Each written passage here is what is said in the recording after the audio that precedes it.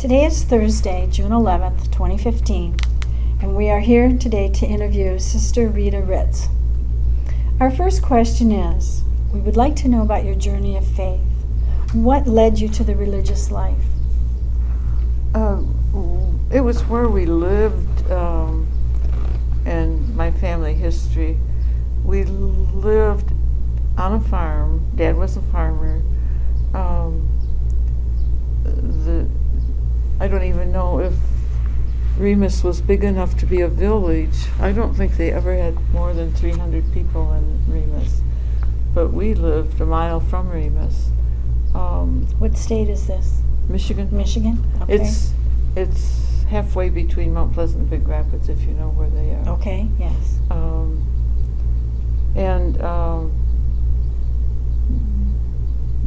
Dad always encouraged us to get a good education because he had to stop school when he was in high school after the 9th grade because his father was a farmer and he would keep him out to plant the crops in the spring and keep him out to harvest them in the fall, and he got sick and tired of catching up, so he just refused to do that. Well, that doesn't have anything to do with your question, though, does it? Okay, in the Sisters of Mercy, I think one of their main places in Michigan was Big Rapids. There's a long, interesting story about why they went there, but they opened a hospital. I'm not sure how it went, but my father's 3 aunts,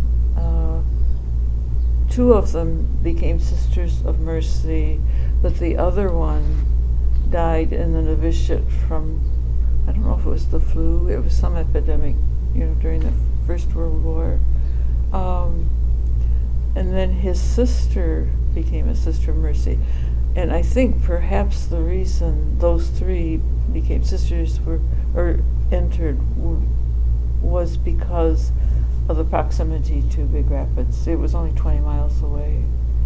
And great-grandpa was a religious individual, so he probably influenced them.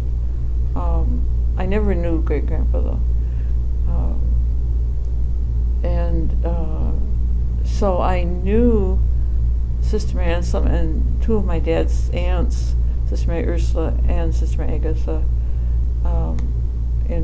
when I was a child. And when I went to St. Michael's School, that was the one that we went to grade school, Sister Mary William was my 6th, 7th, and 8th grade teacher. She was a very good lady. I think she loved people, and I think she loved teaching. She was a Sister of Mercy? Yes, she was. And I think she probably influenced me more than anything. Except I had a Sister Helen who, I am not sure how old I was when she died. She was 15 before her 16th birthday, and she had the desire to enter the Sisters of Mercy. And so I kind of just inherited that from her, I think. But it wasn't exactly easy, because when you do take a step like that, you always have a lot of doubts, and so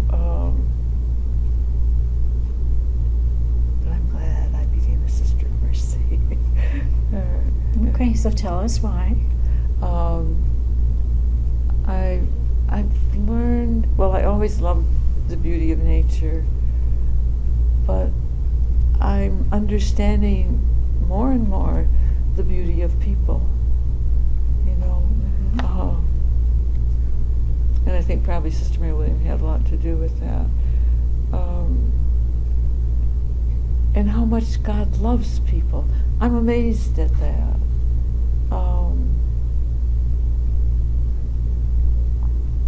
Because when we do stupid things, and we aren't kind to people, God still loves us. God doesn't love us because we're good. God just plain loves us. That amazes me. Had you ever considered another order, another religious order? Well, I had a doctor who knew the Sisters of Mercy at St. Mary's in Grand Rapids, and he discouraged me from entering the Sisters of Mercy. And so my mother encouraged me to enter the St. Joseph Sisters because she had a cousin who was a St. Joseph sister. I didn't know her very well at all.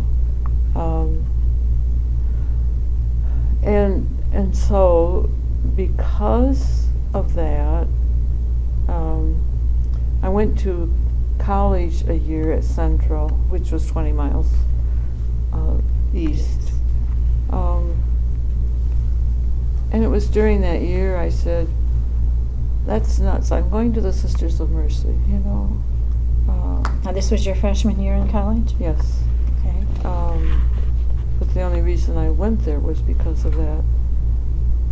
You know, and the reason the doctor said that I shouldn't enter Sisters of Mercy was not because of what they did, but he thought they got their education at a public college, and he didn't think sisters should have to go to a public college for an education, which was rather interesting. But on thinking about it, I decided all his worries were in vain. Okay. And I'm not sorry I did. What did you study as you were going through your training? Tests and measurement, which really wasn't much help.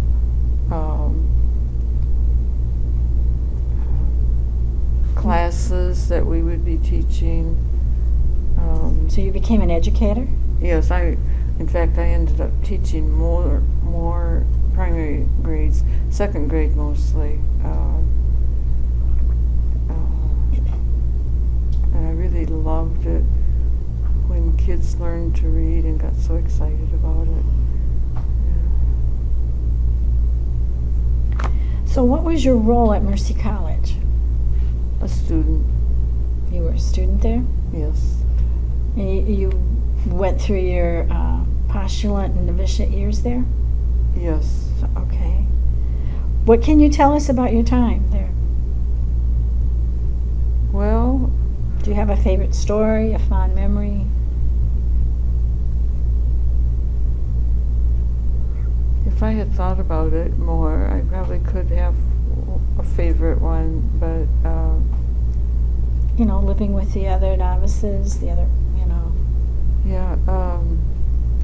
Right now, all I can think about are some sad ones because I got very close to the sisters in my class, and when they decided to leave, it really tore my heart out in the beginning.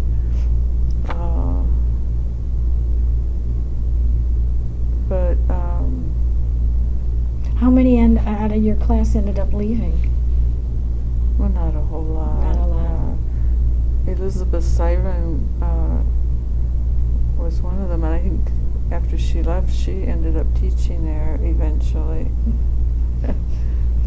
Sister of Mercy and Spirit. Yeah.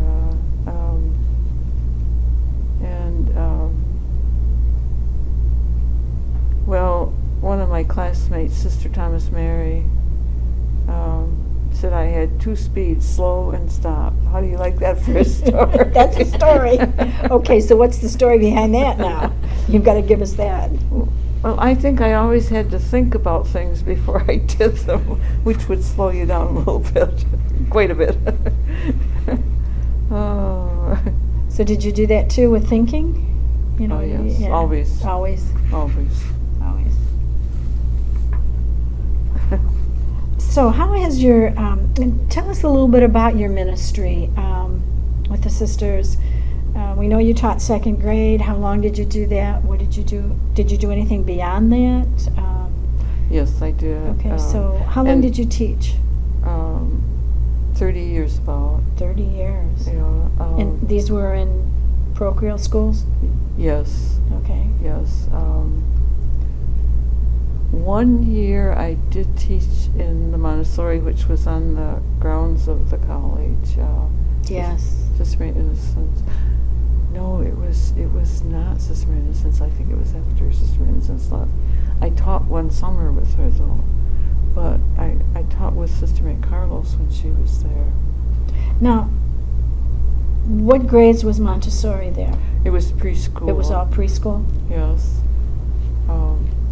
I really think Maria Montessori had some good ideas about teaching, you know. Now, how many summers did you do that? Only one summer and then 1 year. And one whole year? Yes, 1 year. Did you enjoy the children? I mean, yes. They're not that much older than a second grader, but... No, they were younger. Yes, they would be younger. Yeah. Oh, I'm sorry, yeah, I meant that. Second graders weren't that much older. No.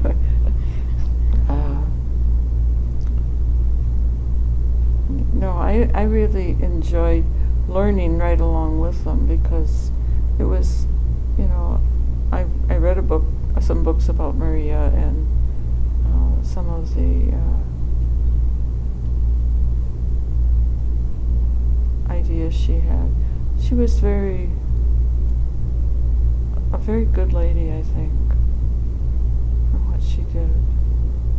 You know, you asked me a story I like to tell. Well, I have one about teaching first grade. We used to get scholastic books. Yes. And they're still around. and the thing was, I could get free ones. Yes. With that, so I would get some that I thought the children would like, and I would read them to the children. Well, this one in the first grade, it had one little sentence and a picture. Next page, one little sentence and a picture.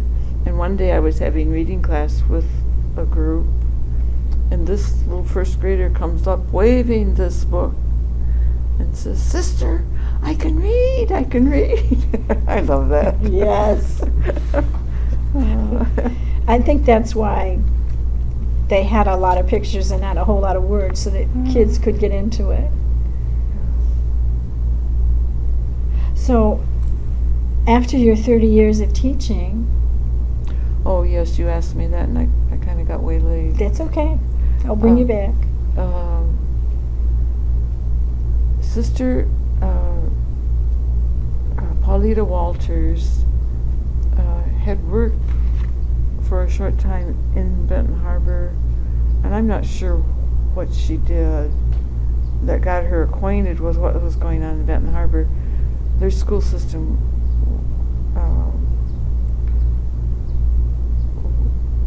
was not adjusted to children, you know, to how children learned, I think might have been the problem.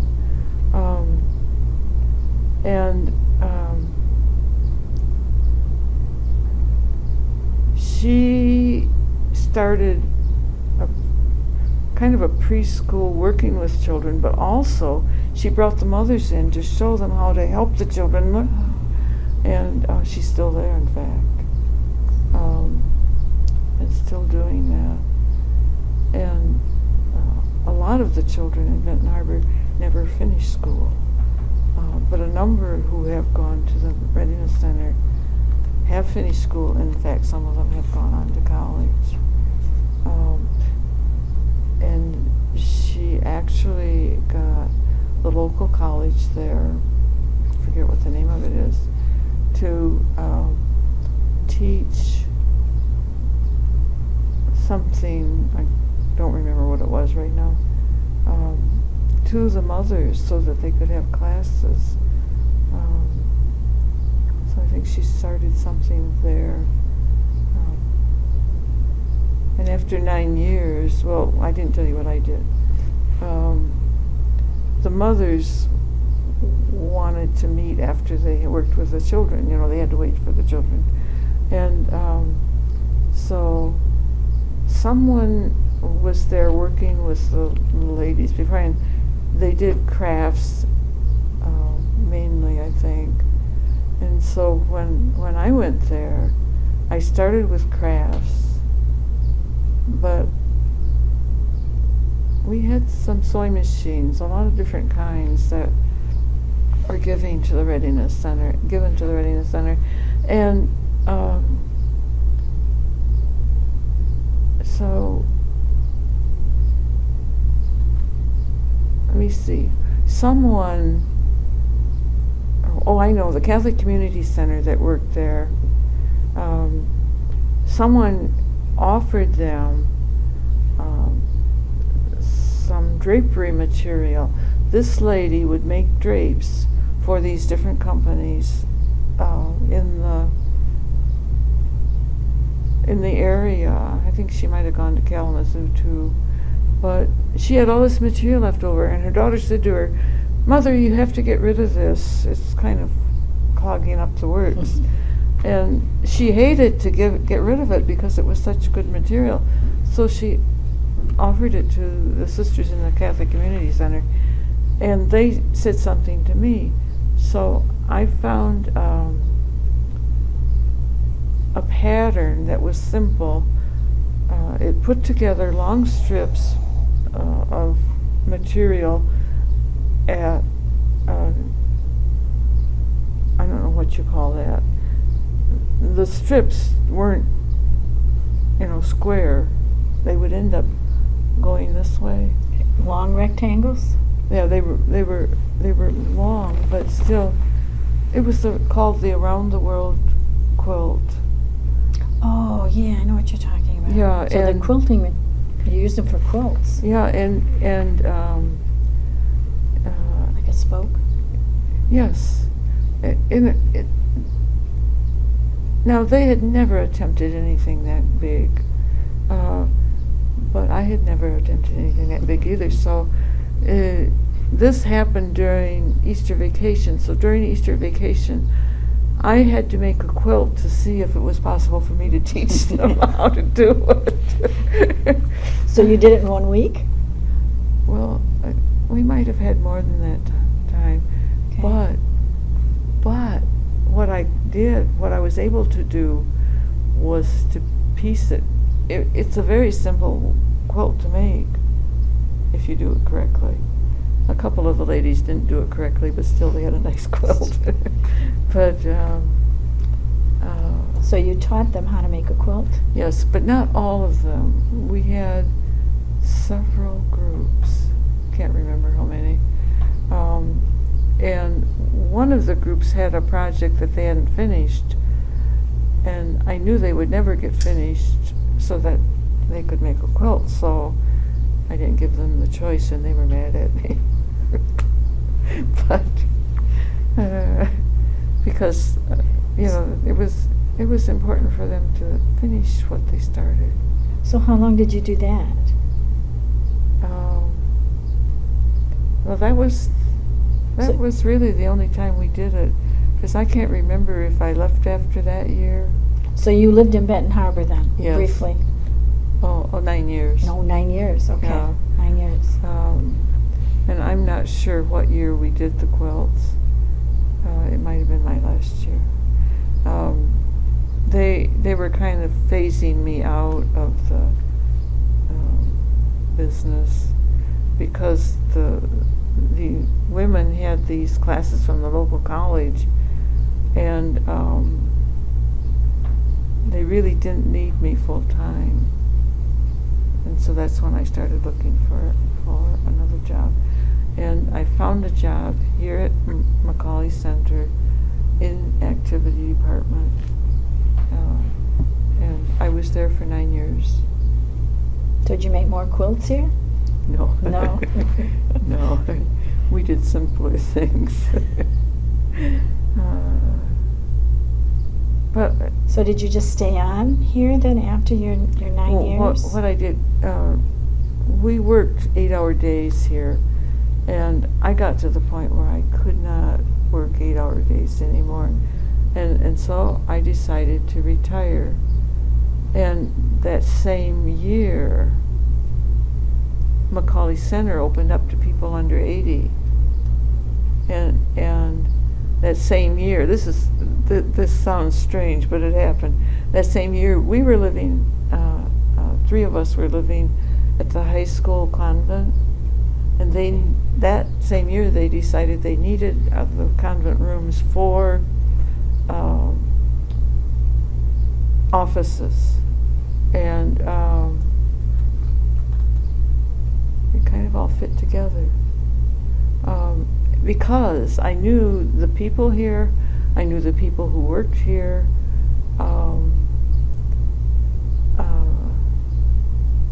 and I knew that I could do volunteer work in the activities. Ended up that my volunteer work was in the sewing room, and mostly in the sewing room and in the front office, but I do volunteer in the activities sometimes. Yeah, that was one of our questions. What are you doing now? Mhm. So, well, yeah, I do work. lots of volunteer work. Not lots. It's strange, but I run out of more energy than than I ever have before. So you do what you can. Yes. How do you feel you lived out the mission of the Sisters of Mercy? I think when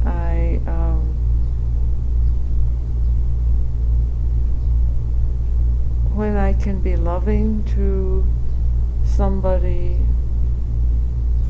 who is hard to be loving to,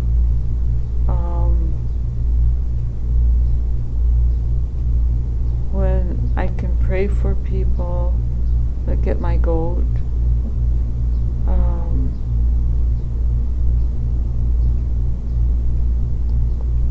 when I realize that we're all connected.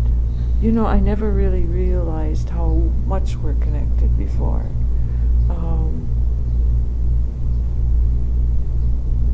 And I'm learning that now.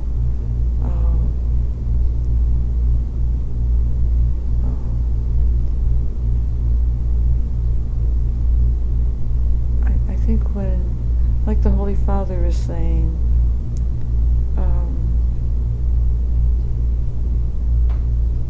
to be loving to people. When I can do that, I think I'm doing our mission. Definitely. Yeah. Right. Yeah, and I'm learning more and more how to do that. It's certainly a wonderful thing to learn. Yeah. Right. Yeah. Well, this wasn't part of our original interview, but given the recent passing of Sister Kenise, did you know her? Oh, very much. Okay. So we're wondering if you can share with us a favorite story or a fond memory.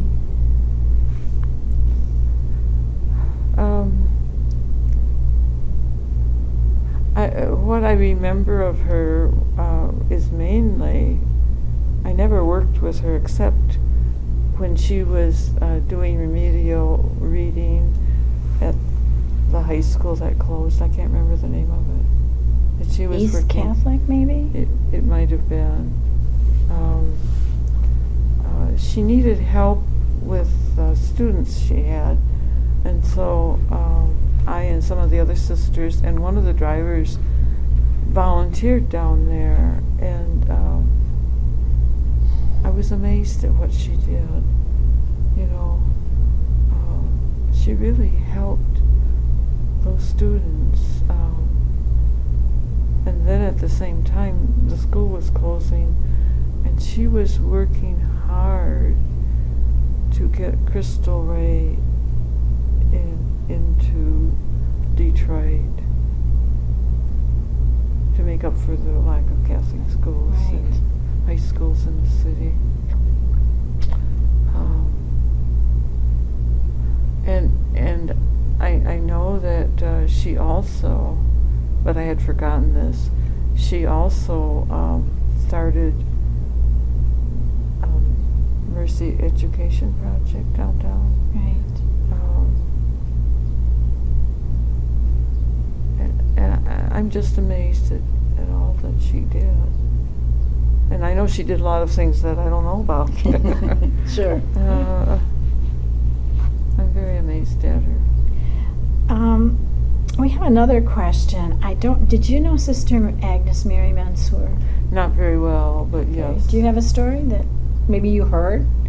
You heard about her, or?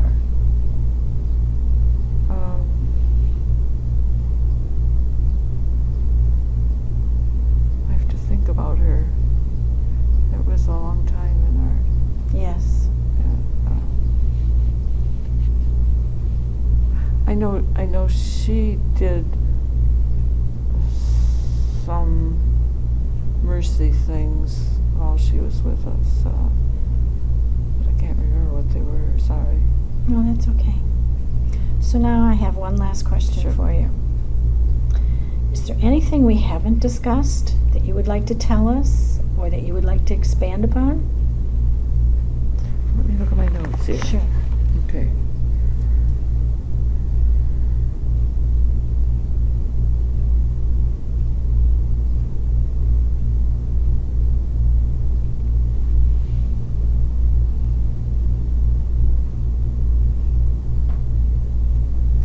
I think I pretty well covered most of that. Oh, one of the things in my journey of faith, being Remus was a small area. The church we went to was built by the people, as everything else was around there. And it was very small.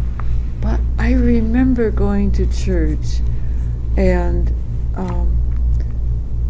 people sang with a gusto, you know. They sang with their hearts. I remember that. I still love to think of that.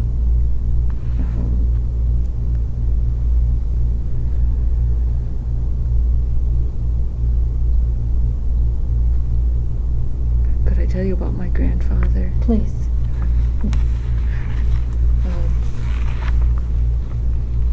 He lived in Canada with I think he lived with his mother and father. And he had a brother, John, who also lived there, but I don't know his story. But John was married. I'm not even sure I've got the right name. But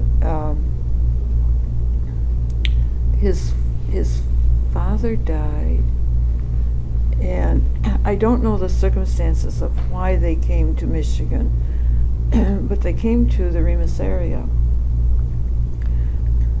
And his brother